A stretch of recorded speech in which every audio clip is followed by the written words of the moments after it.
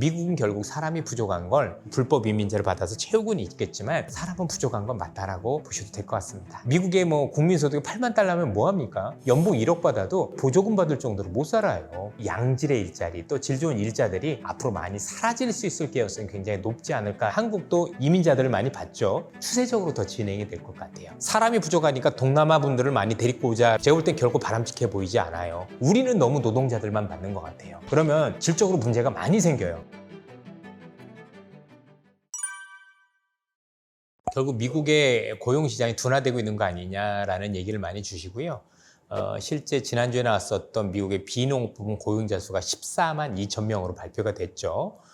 예상치는 16만 명이었으니까 그거보다는 조금 못했지만 그래도 14만 2천 명이면 나쁘지 않은 수준이다가 기본적으로 전제에 깔려 있는데 여러 가지 이번에 고용시장과 관련해서는 일단 결론부터 말씀드리면 이렇습니다. 확실히 둔화는 되고 있다. 그러나 침체를 부를 정도는 아닌 것 같다 정도로 말씀드릴 수 있고 일단 중요한 건 확연하게 둔화가 되고 있다는 게 중요한 것 같아요. 결국에 미국과 관련해서는 고용시장이 예전에 분명히 일부에서 사람이 부족하다면서 왜 이런 얘기를 해야 말씀을 주실 수가 있는데요. 미국은 결국 사람이 부족한 걸 여러분들 잘 아시는 불법 이민자로 해결을 했어요. 그래서 지난해 기준으로만 330만 명에 달하는 불법 이민자들이 많이 들어오기 시작을 했고요. 그로 인해서 미국의 노동시장이 이제 균형을 찾기 시작을 했어요. 사람 부족이 해소가 되기 시작을 했죠. 그래서 최근에 제롬 파월 의장도 또는 자넷 옐런 미국 재무장관도 미국의 고용시장이 어떤 정상화되고 있다. 이런 표현을 쓴 게 이렇다라고 보시면 될 것 같고요. 이번에 나왔던 고용지표를 이제 자세하게 좀 뜯어보면 14만 2천 명이라서 안심할 수준이긴 한데 여기서 최근에 보면 그 서비스업과 관련된, 그러니까 여가 레저와 관련된 일자들이 생각보다 많이 늘었거든요. 그러다 보니까 전반적으로 놓고 보면 이게 서비스업에서 고용이 늘어나는 것처럼 보일 수도 있지만 제가 보기에는 이게 계절성일 가능성이 높아요. 아무래도 8월에 휴가 시즌이잖아요. 그러다 보니까 일시적으로 임시고용, 즉 우리가 보통 정규직이라고 불리는 게 아니라 비정규직 일자리들이 굉장히 늘어났다라고 볼 수가 있을 것 같고 이를 감안하면 9월에는 이런 효과가 사라질 거지 않습니까? 그래서 8월보다는 9월에 고용이 조금 더 현재보다는 줄어들 가능성도 배제할 수 없다. 그러면 이런 걸 감안하면 고용시장은 어쨌든 침체까지는 아니지만 둔화는 분명히 보이구나라는 게 이번에 어떤 고용시장의 모습이 아닐까라는 생각이 듭니다. 다만 앞서도 말씀드렸지만 침체가 아니다라고 말씀드릴 수 있는 근거는 여러 가지가 있는데요. 첫 번째는 시간당 임금이 올랐다는 부분들. 보통 고용이 굉장히 안 좋고 해고가 되면 임금이 많이 줄거든요. 그다음에 노동시장도 시간도 있어요. 그렇죠? 우리가 시장이 안 좋으면 일하는 시간을 줄이잖아요. 그죠? 야, 왜냐면 걔는 파트터마들도 많은 거니까 너 그동안 5시간 일했는데 4시간만 일해, 3시간만 일해. 그래야 되는데 이번 같은 경우 시간도 늘었어요. 그런 점들을 감안하면 고용시장이 둔화되고 있는 게 맞는데 천천히 둔화되고 있으며 그리고 천천히 둔화되고 있는 걸로 인해서 뭐가 침체를 아직 논하기는 이르다. 다만 둔화되고 있는 거에 대해서는 이견은 없다 정도로 말씀드릴 수 있을 것 같아요. 글로벌적으로 이제 국가마다 다르겠지만 생산 가능 인구라고 불리는 인구수가 굉장히 많이 줄고 있는데요. 사우디라든가 아니면 아랍 국가 중 일부는 늙을 수 있겠지만 중국도 마찬가지고 한국도 마찬가지고 또 미국이라든가 유럽도 마찬가지고 전체적으로 뭔가 우리가 흔히 아는 국가들 중에서는 일본도 마찬가지잖아요. 전반적으로 일할 사람들이 많이 줄어들고 있죠. 이렇게 한번 보셔도 될 것 같아요. 우리 PD님은 결혼하셨는지 제가 잘 모르겠지만 요즘 분명한 건 결혼해서 애를 낳기가 정말 힘들지 않습니까? 실제 애를 낳는다고 하더라도 이 아이를 키우기 위해서 정말 양육비라든가 이런 것들이 너무나도 많이 드는 현실들이 되고 또 집 사기도 어렵잖아요. 그러면 제가 만약에 지금 이전의 나이로 돌아가서 20, 30대로 돌아간다면 저도 애를 낳는 선택은 쉽지가 않을 것 같아요. 정말 낳는 게 맞는 건지 또는 지금이니까 그렇지만 제가 만약에 어줍지 않은 직장이 별로 없다라면 과연 결혼을 잘 할 수 있을 것인지 이런 고민들도 된다는 얘기죠. 근데 이게 추세적으로 더 진행이 될 것 같아요. 그러면 앞으로도 사람은 계속 부족한 현상들이 나타날 거고 사실 그나마 이런 어떤 부족한 사람들과 관련해서는 한국도 이민자들을 많이 받죠. 동남아 분들이라든가 이런 데서 많이 받고 미국도 불법 이민자를 받아서 채우고는 있겠지만 이것도 한계가 있는 거잖아요. 그래서 일단 어쨌든 간에 사람은 부족한 건 맞다라고 보셔도 될 것 같습니다. 기본적으로 생산 비용이 올라가겠죠. 사람이 부족하면 부족한 사람을 쓰기 위해서는 다른 데보다 더 비싼 비용을 치러야 되는 게 있을 거고요.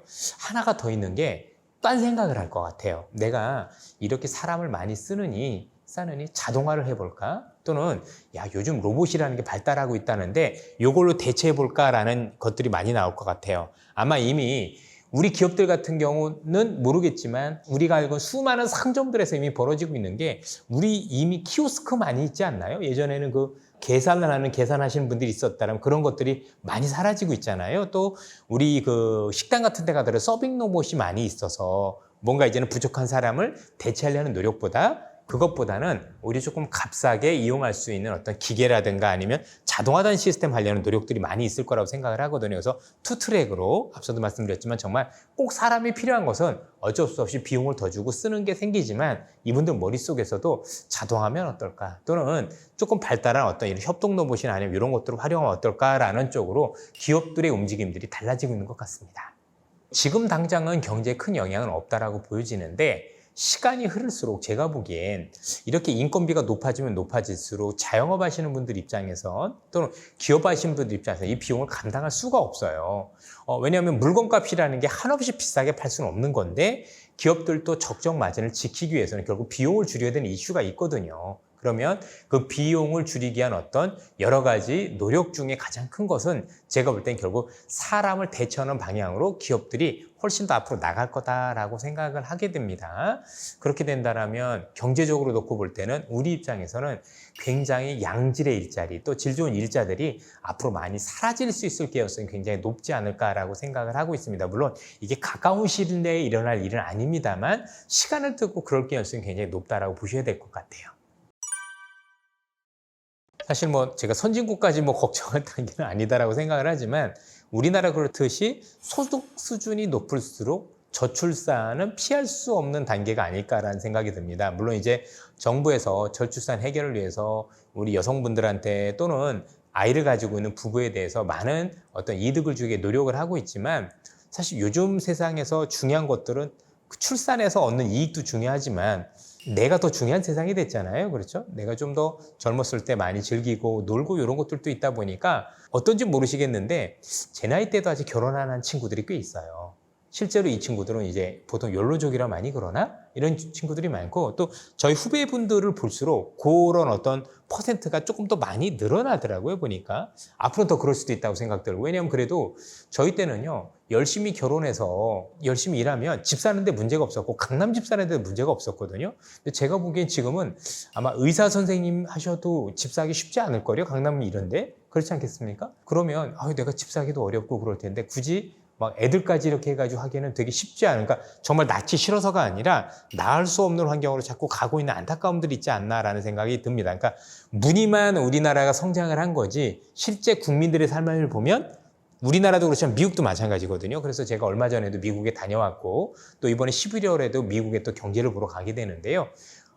미국의 국민소득이 8만 달러면 뭐합니까? 연봉 1억 받아도 거의 보조금 받을 정도로 못 살아요. 그 정도 가지고 생활도 안 될 정도인 거니까 그렇게 감안을 한다면 쉽사리 이게 인구가 늘어나기는 어려운 구조가 아닐까라는 생각이 드네요. 많이 저하되죠. 생산성도 저하되고 비용도 많이 늘어나겠죠.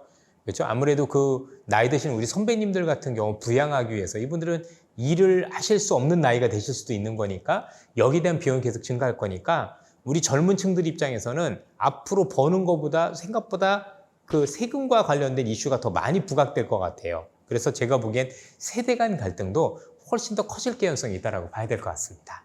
사실 제가 보기에는 결국 어떤 국가든지 간에 지금 우리나라 양극화가 되게 심하지 않습니까? 이 양극화를 해소하기에 가장 좋은 건 뭐냐면 양질의 일자리를 만드는 겁니다. 사실 정부가 세금을 많이 걷어서 어려운 분들한테 돈을 일정 부분 보조해야 되는 것도 한계가 있는 거잖아요. 왜냐하면 누구는 벌어야 될 거 아닙니까? 근데 버는 사람이 줄어들면 의미가 없거든요. 궁극적으로는 지금 많이 무너진 중산층을 재건하는 게 굉장히 중요할 거라고 생각을 하고 그러기 위해서는 질 좋은 제조업 일자리가 굉장히 많아야 돼요. 그러려면 질 좋은 제조업 일자리가 많아지려면 제가 보기엔 국내에서 우리 국가도 기업도 국민들도 한 발자국씩 양보를 하면서 국내의 질 좋은 일자리가 많이 늘어날 수 있도록 노력을 해야 될 것 같아요. 예컨대 지금 국가는 질 좋은 일자리들이 기업들이 국내에 많은 기업들을 세울 수 있도록 세제 혜택이라든가 아니면 또 한국에 그래도 투자하는 게 더 유리해라는 쪽으로 일단 방향을 가질 필요가 있겠죠. 두 번째는 기업들 입장에서도 그렇게 해서 만약에 기업들을 세우게 된다면 이득을 좀 감소하더라도 한국의 어떤 근로자들이 훌륭한 근로자들이 올 수 있는 어떤 여건을 좀 만들어야 되지 않을까라는 생각이 들고 노동자들 입장에서도 내가 다 주장을 하고 싶지만 어느 정도 좋은 일자리들이 많이 보장해 준다라면 그래도 해외 공장이 있는 것보다 야 그래도 우리가 기업들이 볼 때도 야 그래도 한국이 질 좋은 일자리들이 노동자들이 정말 많은데 이분들 어떤 노동과 관련해서도 보니까 미국에 있는 것보다 훨씬 더 나을 것 같다는 어떤 유인책이 있어야 될 거 아니에요. 그래야 내 일자리를 지킬 수 있다고 생각을 하거든요. 분명한 건 정부가 현재 도와주지 않아도 안 되고 그렇죠? 기업들이 결정을 안 해도 안 되지만 노동자분들도 내 걸 다 찾으려면 좋은 일자리는 생길 수가 없어요. 저 같아도 만약에 이게 아니라면 미국 가서 공장 짓는 게 낫지 뭐하러 한국에 공장을 짓겠습니까? 우리 일자리는 우리가 지켜야 된다고 생각을 하고 그러기 위해서는 어느 한 분야가 아니라 우리 고용자도 아니면 기업주도 아니면 정부도 똑같이 합심을 해서 서로 한 발자국씩 양보를 해서 이 질 좋은 제조업 일자리를 만들면 중산층들이 형성되고 그러면 앞으로 좋아지지 않을까라는 생각이 듭니다. 지금 우리나라에서 정말 굉장히 박사급 인재라든가 제가 그렇지 않아도 서울대, 고대, 연대를 비롯해서 웬만한 학교들의 경영학과 교수님들하고 많이 친해요. 실제 우리나라 최고 학부의 경영학과장이 제 친구이기도 합니다. 중상위권 대학도 보니까 제 후배들이 대부분 학과장들을 많이 하고 있더라고요. 많이 얘기를 해보면 우리나라 같은 경우는 이런 어떤 정말 초인재들에 대한 어떤 대우가 너무 박한 것 같아요. 물론 우리나라 그 근로자분들이 워낙 일도 열심히 하시고 나름대로 그분들의 어떤 그 숙련도라든가 이런 것도 굉장히 훌륭하시다라고 생각을 하는데 저는 이렇게 생각을 합니다. 뭔가 그래도 뭔가 좀 다른 재주를 가지고 있는 분들에 대해서는 저는 파격적으로 임금을 줘야 된다라고 생각을 해요. 예를 들어서 제가 운동을 잘하진 못하거든요. 나름대로 제가 골프를 잘하면 그걸로 큰 돈을 벌 수 있는 그러면 이게 똑같이 우리 이 업계에서도 과학계에서도 특히 과학계 중심으로 이 과학계에서 정말 좀 기술력이 괜찮은 것 같은데 하면 제가 볼 때 일본 근로자보다 월등할 정도로 임금을 줘서 베니핏을 줘야 돼요. 그러면 워라밸 아무리 있어도요 여기에 대해 욕심내는 분들이 생길 거 아닙니까? 그죠? 나는 그래도 내가 재주가 있는데 조금 더 하면 임금을 정말 많이 받을 수 있어라는 어떤 그런 기대감들이 생기면 하게 되는데 우리나라는 그게 지금 막혀 있어요. 그럼 제가 보더라도 여기 안 있어요. 대표적인 사례가 뭐냐면 AI 인재들이에요. 우리나라는 AI 관련 인재들이 여기서 취직을 하면 적지 않은 연봉이긴 하지만 1억 정도 왔다 갔다 하는데 미국 가면 기본 10억을 받아요. 여러분들 같으면 어디 있으시겠어요? 나 같아도 여기 안 있어요. 그렇죠? 삼성전자 좋은 기업이죠. 근데 똑같은 어떤 기술을 가지고 있으면 해외 업체에 보면 몇 배를 더 준대요. 그래서 많이 나가거든요. 그러면 이런 인재들을 뺏기지 않으려면 최소한 그런 인재들이 한국에 있으면 더 받을 수 있다는 어떤 그런 정도의 차별은 있어야 된다고 생각을 해요. 차별 없는 세상은 성공할 수 없습니다. 다만 무조건 차별하는 얘기가 아니라 누가 보더라도 이 사람은 차별을 해줄 만한 어떤 그런 충분한 재주가 있었을 때 거기에 대해서는 충분한 보상할 수 있는 시스템이 다시 한번 마련돼야 된다고 생각을 합니다. 아무래도 인구 부족이 되다 보니 우리나라도 그렇지만 중국도 비슷한 고민을 하고 있거든요. 그래서 중국도 애를 많이 낳자 이러고 있지만 그거보단 근본적으로 로봇 산업을 많이 키우고 있어요. 그럼 결국은 우리나라는 지금 가고 있는 방향이 뭐냐면 사람이 부족하니까 동남아 분들을 많이 데리고 오자라는 쪽이에요. 제가 볼 땐 결코 바람직해 보이지 않아요. 왜냐하면 우리가 보통 미국 같은 경우 어떤 그 이민자들을 많이 받으면 노동자들도 많이 받지만 정말 우수한 인재들도 많이 받지 않습니까? 그래서 실제 제가 얼마 전에 스탠퍼드 대학교를 가보니까 스탠퍼드 대학교 다니는 학생들의 대부분이 베트남, 인도, 중국인들 이런 인재들이 굉장히 많아요. 그러면 세계적인 인재들이 와가지고 또 미국에 기여할 수 있는 방안들이 있는데 우리는 너무 노동자들만 받는 것 같아요. 그러면 질적으로 문제가 많이 생겨요. 물론 이분들이 기여도 많이 할 수 있겠지만 제가 보기엔 사회적 문제들도 많이 일으키고 있다는 점에서 일단은 그런 어떤 이민자와 관련해서 관리할 필요도 있는 것 같고 중국은 그걸 위해서 전부 다 자동화를 많이 해요. 그 다음에 로봇 시장을 많이 키워서 사람을 대체하려는 움직임들을 많이 가지고 있다는 거죠. 저도 그게 맞다라고 생각을 해요. 너무나도 많은 그죠? 뭔가 이민을 받는다고 해도 제가 볼 때 질적으로 좀 높일 필요가 있다고 생각을 하고 또 부족한 인재들이 있다면 그런 것들 같은 경우는 앞서 말씀드린 것처럼 뭔가 자동화라든가 또는 로봇 이런 것들을 활용을 해서 뭔가 부족할 것들을 채울 생각을 더 하는 게 합리적인 거지 무조건 사람을 데리고 온다는 건 의미가 없다고 생각해요. 왜냐하면 그 사람들이 데리고 온다는 얘기는 그만큼 우리나라의 산업 구조가 가격 경쟁 구조라는 얘기가 되는 거지 않습니까? 우리나라도 앞으로도 계속 임금이 올라갈 거고 경제 성장이 될 텐데 그러면 너무나도 싼 가격으로 경쟁하는 건 한계가 있다고 보여져요. 결국 기술력으로 가져가야 되는데 그런 측면에서 놓고 본다고 하더라도 뭔가 조금 더 자동화되는 그다음에 이걸 대체할 수 있는 시스템을 만드는 것도 전 굉장히 중요하다고 생각을 합니다. 시장이 굉장히 어렵습니다. 미국 증시 같은 경우는 좋아져도 한국 증시가 이를 따라가지 못하는 현상들도 많이 나타나고 있어서 국내 시장의 체력이 굉장히 약한 모습을 많이 보이고 있습니다. 아마 특정 업종에 집중하지 않으면 오히려 손실이 날 정도로 투자에 대한 어떤 난이도가 너무 높아졌다라고 생각을 합니다. 이럴 때일수록 여러분들께서는 무리한 투자를 좀 지양하실 필요가 있다라고 생각을 하고요.